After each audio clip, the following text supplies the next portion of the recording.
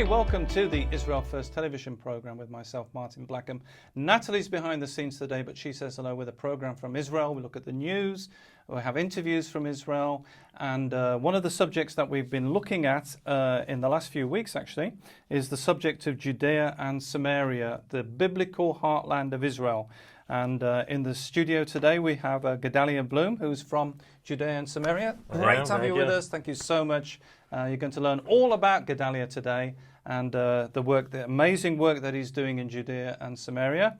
Gedaliah Blum he's originally from New Jersey, the United States, and he's a passionate advocate about strengthening the communities of Judea and Samaria through economic growth, being the co-founder of the first Chamber of Commerce in the area. He's been featured in the New York Times, Haaretz, Israel News Talk Radio, the Land of Israel Network, Israel National News, Breaking Israel News, and is a writer. He also writes for the Times of Israel.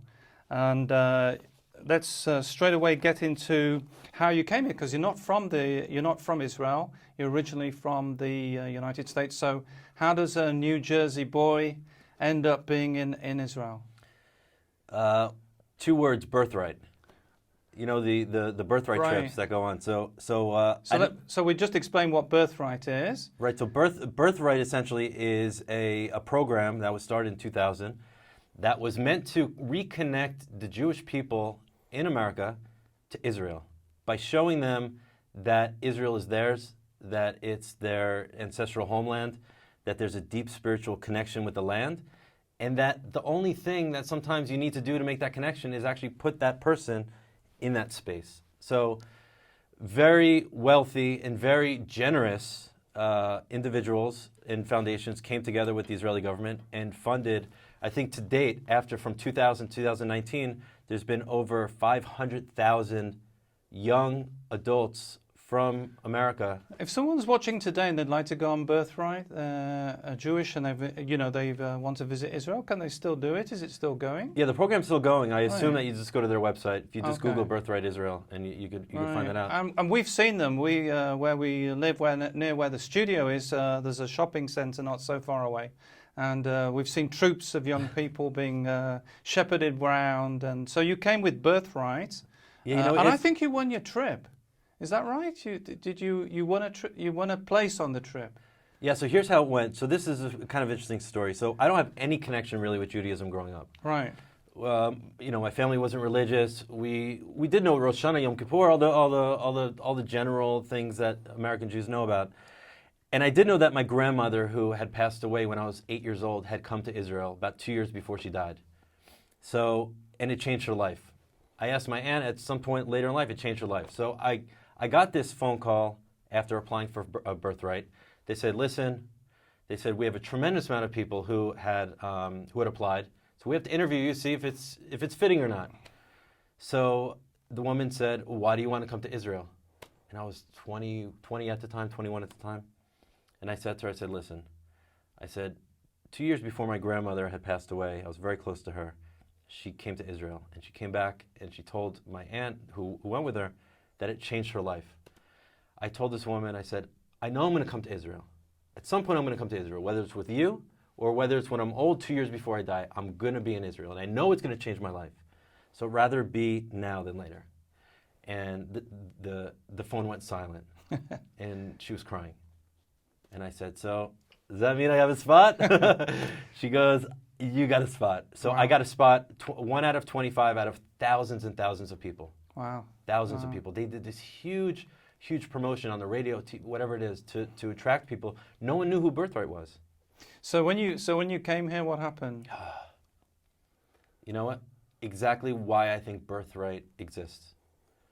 Because, it's like a fish out of water. I was in America, and I landed, and you get this rush through your soul, through your body, everything that you know. It's like, and I remember there's one point during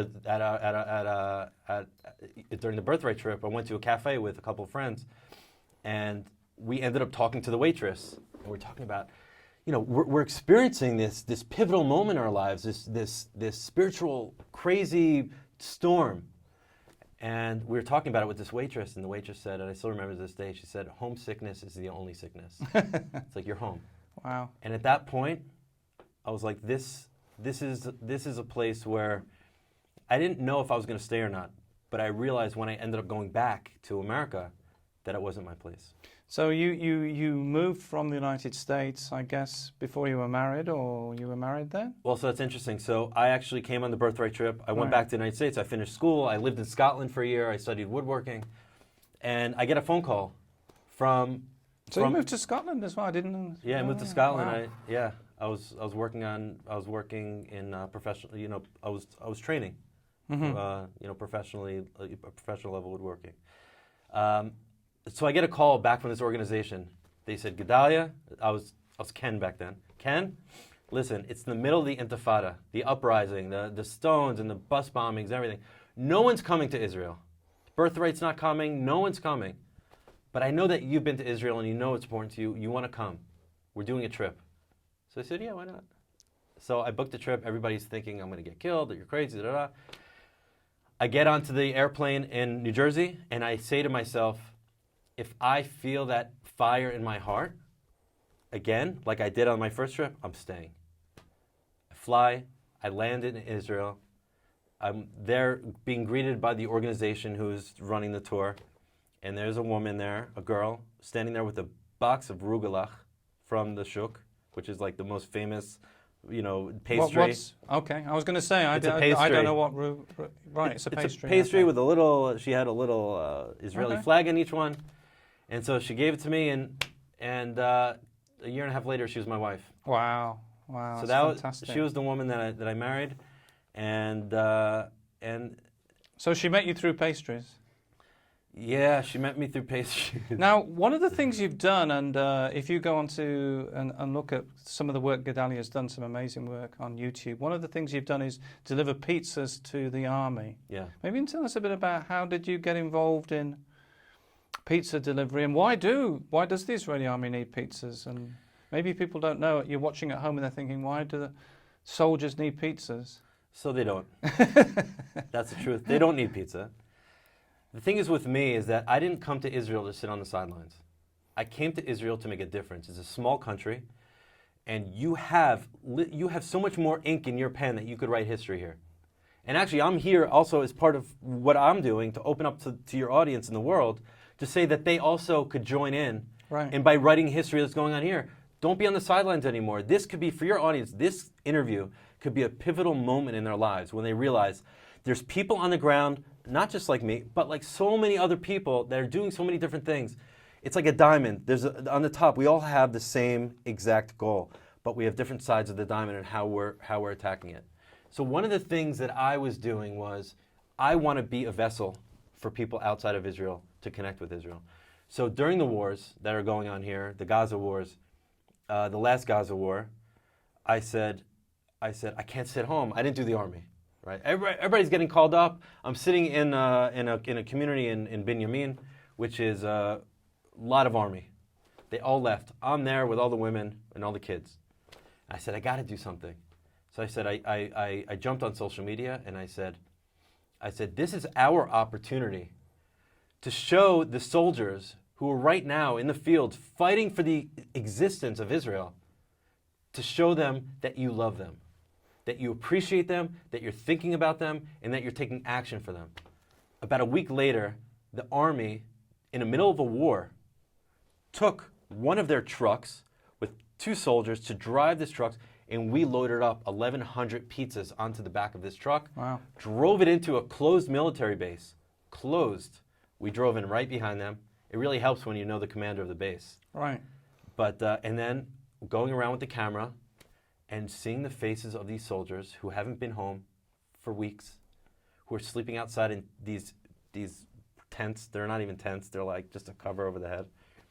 And they're saying, I didn't know that there's so many people that love and support us. Wow. And these videos went back to the audience, and it just, boom, what else can we do? What else can we do? And then it started going more and more and more. And then the army started saying, listen, Gedaliah, we love the pizzas, but we really need this. We need that. We need that. But the army has everything they need. You ask them, they have everything they need. Wow. Now, we were talking at the beginning of the program about Judea and Samaria, which I'm pretty sure I showed a map like this before. for our friends at home that you're wondering, well, what is Judea and Samaria? Well, this is Israel, and you can see that Judea and Samaria is on this side of the map. So how come you moved there? You didn't go to Tel Aviv, or why did you move to Judea and Samaria? The weather is great. I'm half joking. Listen, you live in the mountains in the Middle East, you get a nice breeze. The air conditioning isn't on half the time. Open up, this is beautiful. The people, the communities are beautiful. The freedom of the freedom and independence of the children. My kid, who is, I have a 3-year-old kid that goes outside, and I don't see him for an hour, and they come back and play. Wow. The lifestyle is the standard of living. Right. Yeah, the standard of living is by far the best that I've ever seen. And it's really a community, so you're very involved. Everybody's kind of does things together, and so yeah, it's a very communal atmosphere. The culture is very deeply rooted in family, values, morale, everything. And that's a big difference from the United States. Your background and. Yeah. I mean, it's a much more in depth. I'll tell you what. My parents grew up in Brooklyn in the 50s, when they were able to, at 8 years old, take the subway and run around, do whatever they want. And now, even to hitchhike in America, you think it's very crazy to do all these things. But that's what we do here. So when they come and visit, they say, "This is how I grew up." Wow. This is when the world was innocent. And one of the things you do is promote commerce in Judea and Samaria and businesses, and you've been involved with the Barkan Industrial Estate. So maybe I can just talk about that, the commerce side. Why get involved in that? What's your interest? Are you from a business background, or how did you get involved in commerce? Well, first and foremost, any society in the world, their lifeline, their arteries is through the economy. If you want to destroy somebody, you destroy their economy. Look what's going on with sanctions on Iran. You put pressure on them. Look what's going on with U.S. congresswomen in America who are calling for the boycott and divestment of sanctions of Israel. They don't recognize Israel's right to exist. Right. So they're using economics in order to choke us. And so what do you want to do in order to fight them? Do you want to just say no to BDS? Do you want to just write legislation? That's great, but you're just putting out fires. The real way to solve the problem is to make BDS irrelevant, make these people irrelevant, make any sanctions irrelevant. And the only way to do that is by strengthening the local economy, that the businesses are just not affected by it. You want to boycott me? Go ahead, I don't care, right? And so as long as we're strengthening the small businesses who are actually responsible for more than 70% of business growth.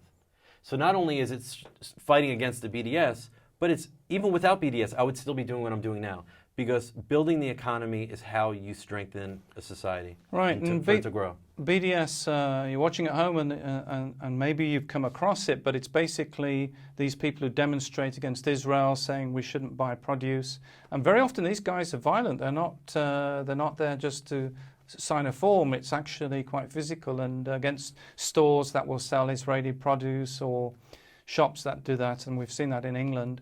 So an amazing work. So you build up a network of.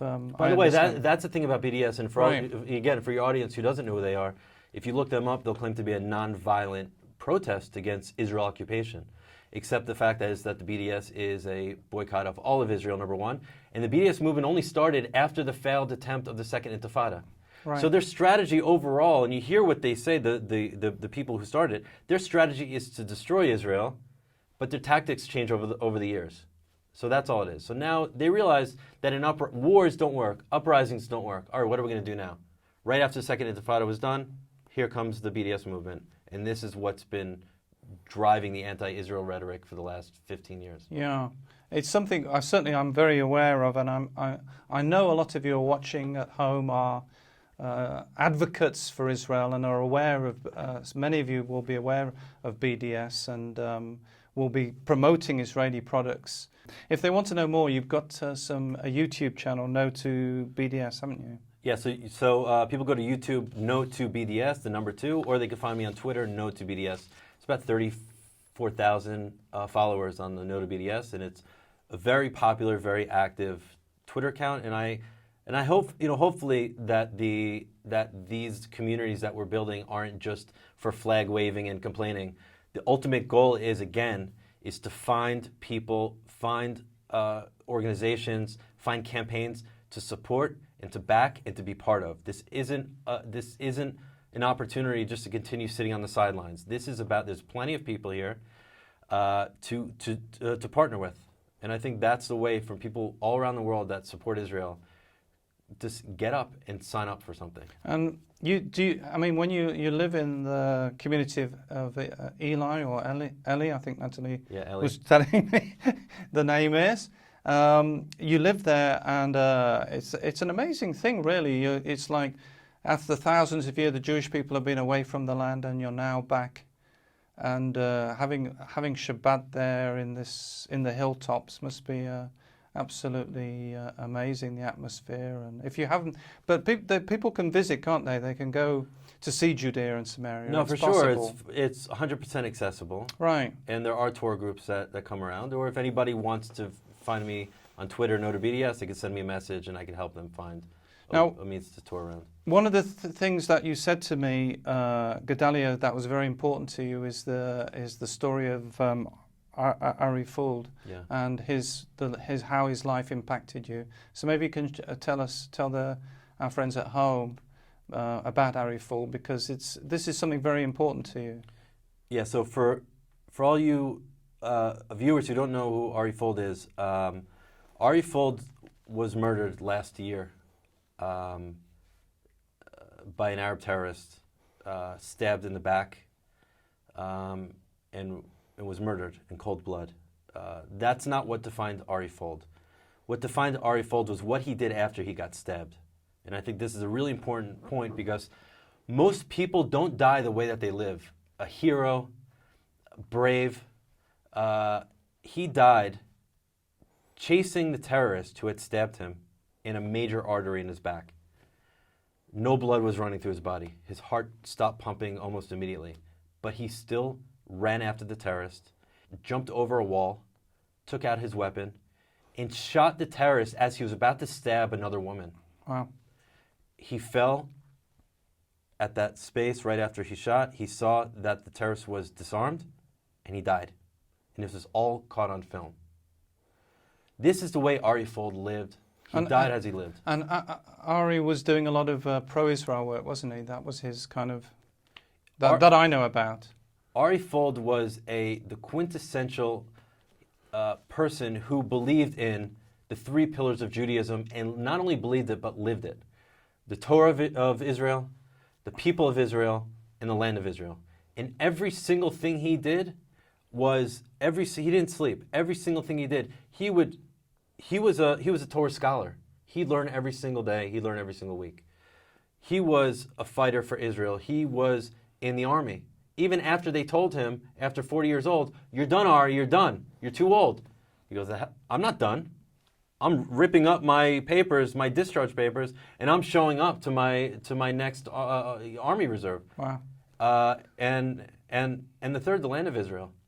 He would be on social media all the time, creating a window for people throughout the world to see what's going on the ground. Because, unfortunately, the press is not an objective source of information.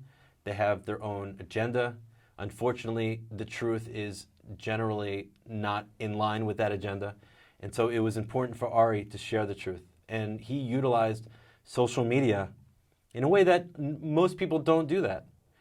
He would go out to the store and just have a video. "Hey guys, look, look what I'm buying in the store. This is beautiful. It's toilet paper with Hebrew writing on it. Thank God we live in a time that it's like things like that." Wow. Where he'll go to Hebron and he'll say, "I can't believe it. Everybody, check this out. These Jews bought this land legally from these Arabs. It was on video.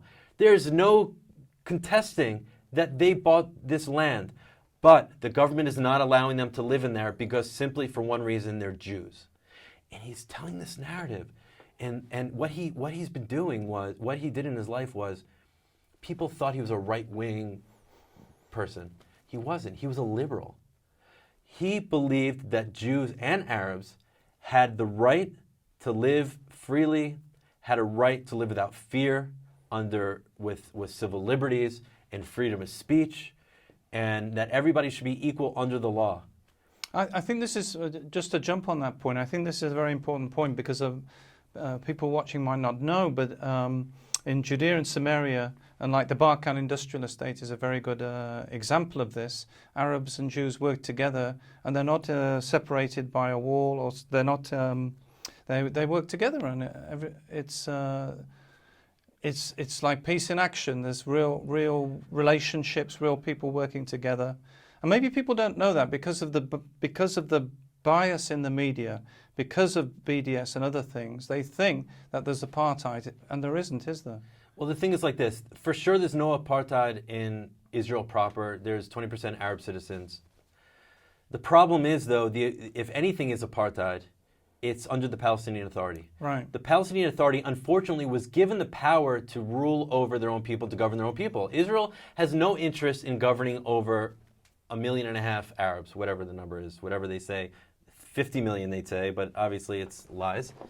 We have no interest in ruling over them. So we gave them the authority. Unfortunately, what we see here today is such a striking contrast in civilizations. We have Israeli law, which is a free society, and then we have Palestinian law, which is a fear society.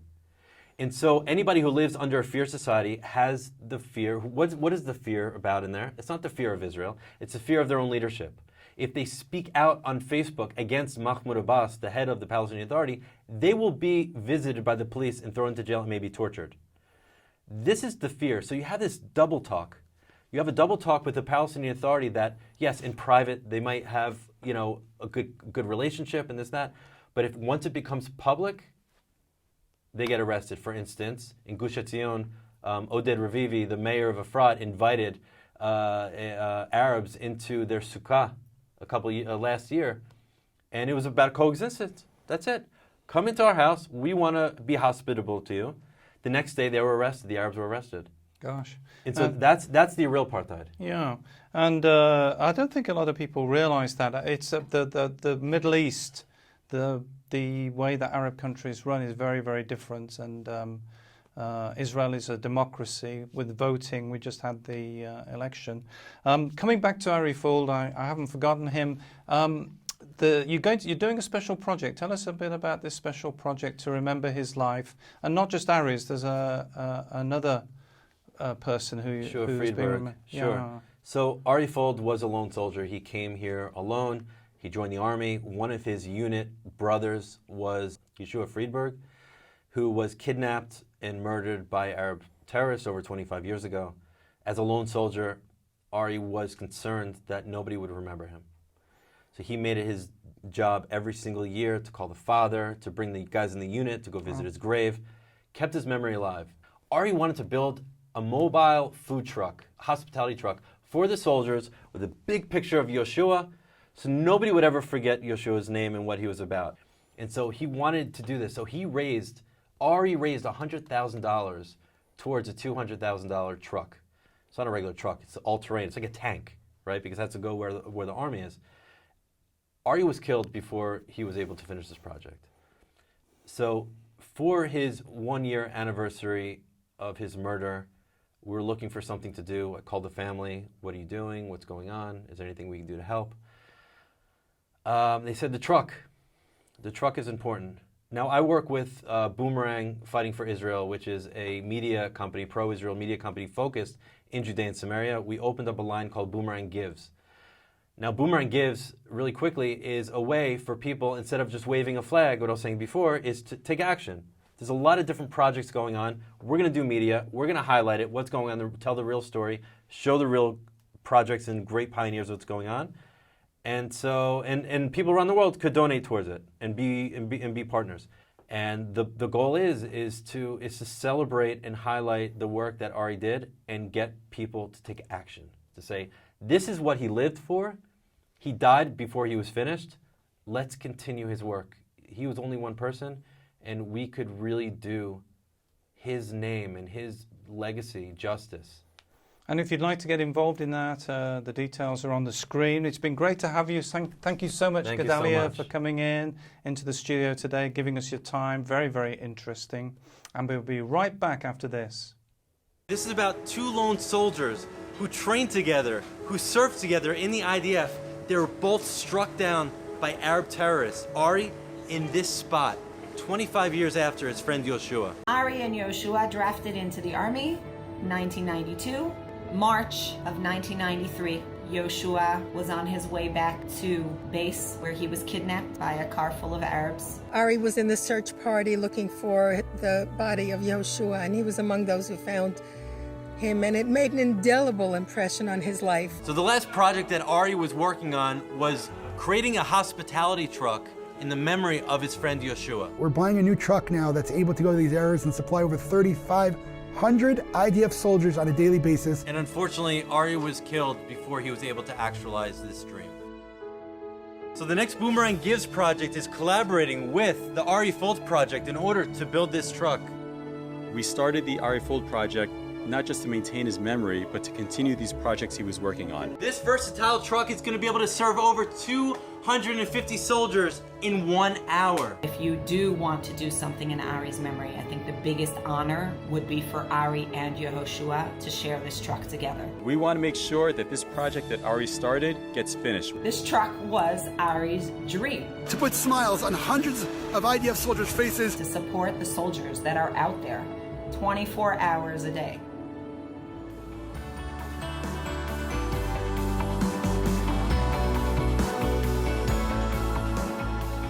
Thanks so much for joining us today, talking about Judea and Samaria, the biblical heartland of Israel. And we've had Gedaliah Blum. Thank you so much for coming in again. Really great to have you with us, and appreciate you sharing with our friends at home. Don't forget the link that we put on the show about the memory of Ari Fuld, that you can get involved to help him. If you'd like to email us, we love to receive your emails at info@israelfirst.org. Visit the website www.israelfirst.org, and remember, we're the program that looks at the land, the people, and the language.